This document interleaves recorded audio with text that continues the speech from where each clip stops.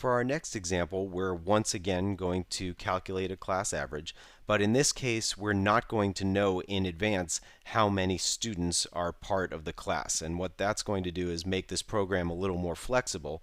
The instructor entering grades can simply enter what's known as a sentinel value to indicate when the last grade has been entered, then the calculation of the class average will be performed. Now, for this purpose, we're going to go into the Fig 5_11 folder for the class average example, and we're going to open up that project.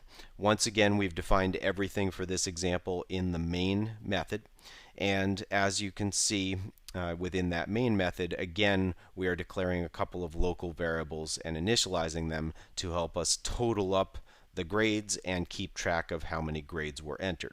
Now, I'll talk more about that in a moment. Let me first just go ahead and run this program so you can see that it's a little bit different from the preceding one.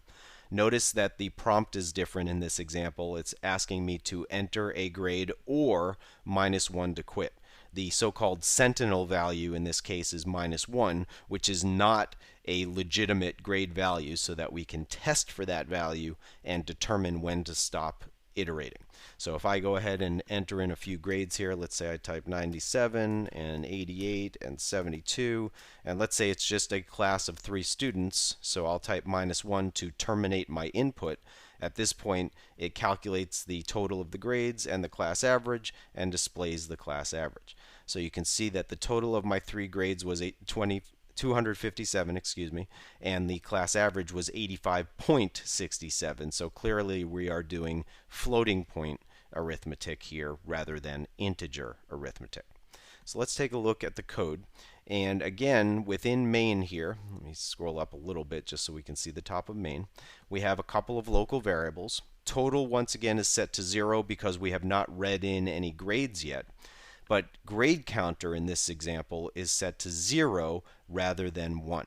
Both of them are being definitely assigned before they're used, but the reason that grade counter is set to 0 is we have not entered any grades yet.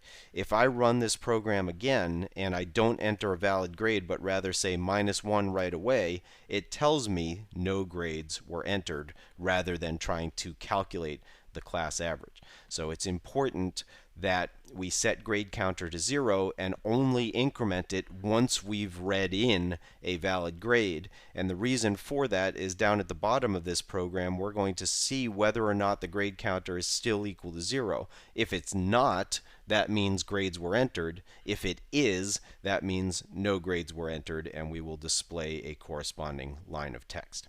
So let's take a look at our Sentinel controlled repetition. Now, it's common in Sentinel controlled repetition to read in the first value before you reach the loop that's controlling the Sentinel controlled input.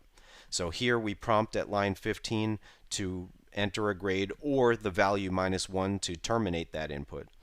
And at line 16, just like we did in the preceding program, we read a line of text, convert it to an integer, and store it in the integer grade. Now notice that total is an integer, grade counter is an integer, and grade is an integer. Everything we're doing in lines 21 and 22 in the loop here is integer arithmetic. So we still haven't gotten to the floating point stuff yet, and we'll talk about that momentarily.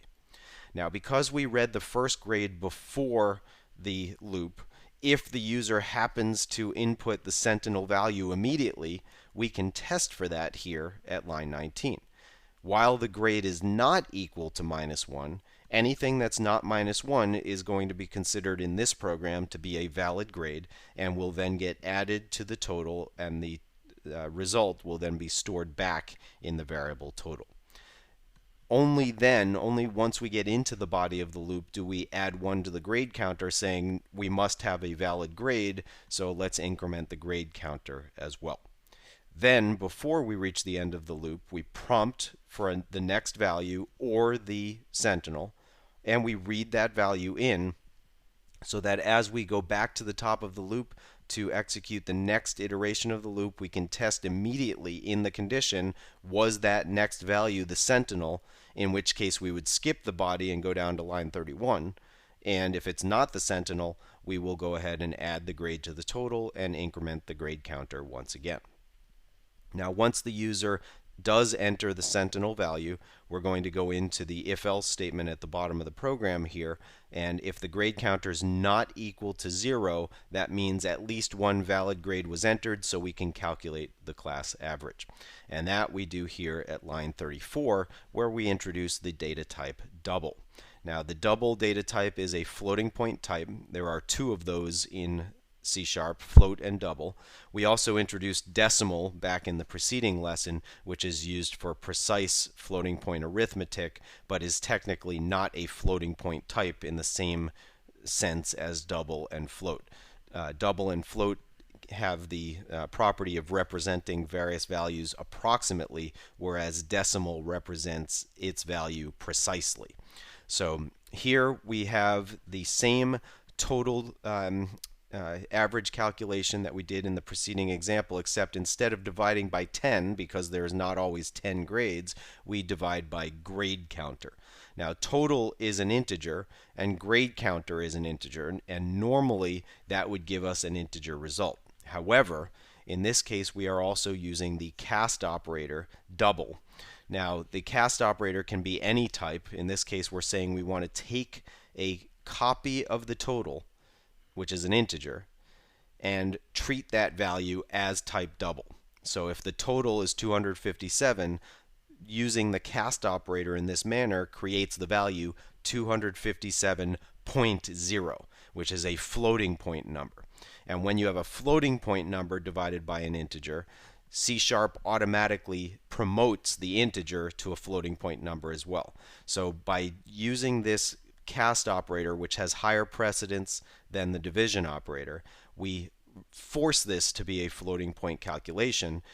That way we do get the decimal places after the decimal point, and we store the result into the double variable average. If we were to make this an int variable, then we would wind up truncating the floating point part once again. So this is one way that we can force a floating point calculation. Another way we could have done it is to simply declare way back up here the variable total to be a double. So if I had done this, then we wouldn't need the cast operator down below because total would already be a floating point number. So let's go ahead and change that back. Sorry. There we go. And now once we have the average down here at lines 37 through 39, we will once again display the total of all the grades. And at line 39, we will display the average. And notice once again the use of the colon notation here in the string interpolation expression. This one uses the F character, which is the format specifier that says to format a floating point number. And in the United States locale, the default for a number formatted that way is to display it with 2 digits to the right of the decimal point. And if you take a look at the string method called format in the online documentation, you'll see a complete list of all the different format specifiers. I did show you a table of format specifiers back in the preceding lesson, but the nice thing about the online version of the documentation is it also gives you examples of what those format specifiers will do for several different locales. So again, floating point numbers, the way they get formatted in the US locale could be different from what they are formatted as in Japan or in China or in Afghanistan, etc., etc. So your locale determines your numeric formatting, and for that reason, the output of the program on your screen may look a little different than it did as I executed the program for you.